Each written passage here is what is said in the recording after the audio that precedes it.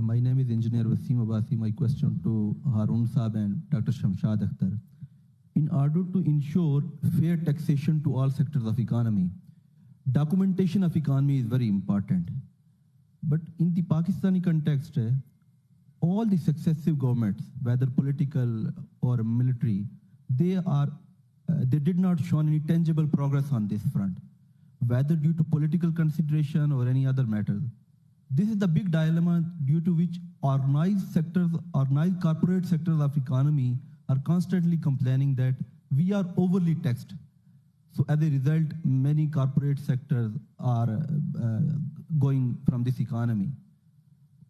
I think this is the main dilemma. What progress this government has taken right now and in future, what kind of planning they are doing for this documentation of economy? Thank you. Can we take 3 set of questions and then we can address? Harun sir.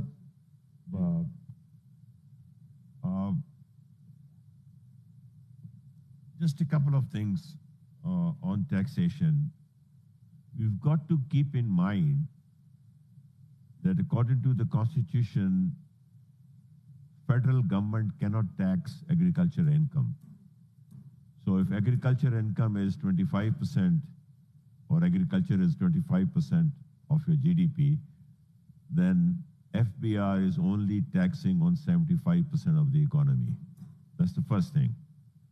So if FBR's collection were around 11% of the GDP, then out of the GDP that they're allowed to tax, that will go up to about 13-14%.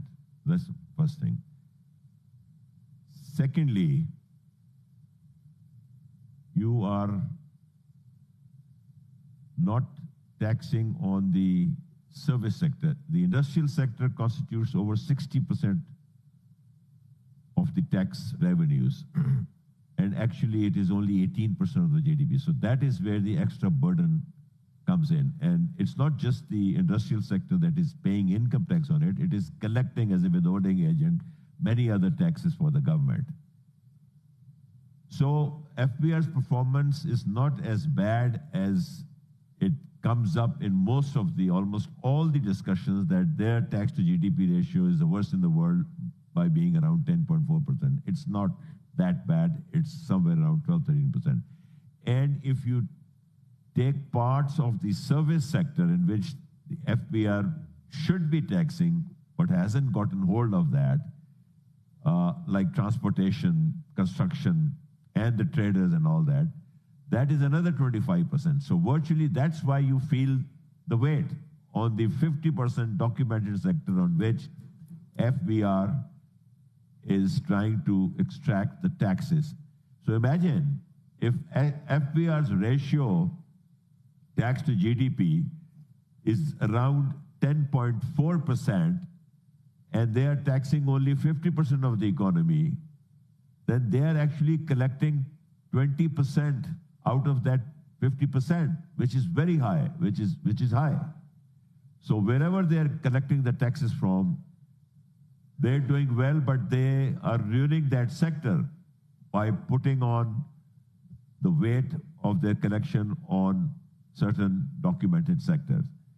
As you increase the taxes, the tendency to evade or dodge the taxes grows more and more. So either a documented sector will shut down its shop and start doing something else, or they will go undocumented. So it's counterproductive. And we've heard about the Leffler's curve.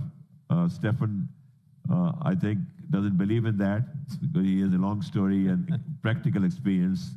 I've just seen it in the Reagan era in which they lowered the taxes and the tax revenues went up.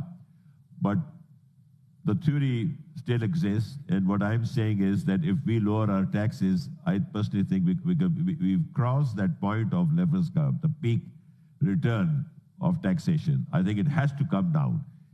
Not only are our corporate tax rates one of the highest in the region, but on top of that, we have this thing of super tax.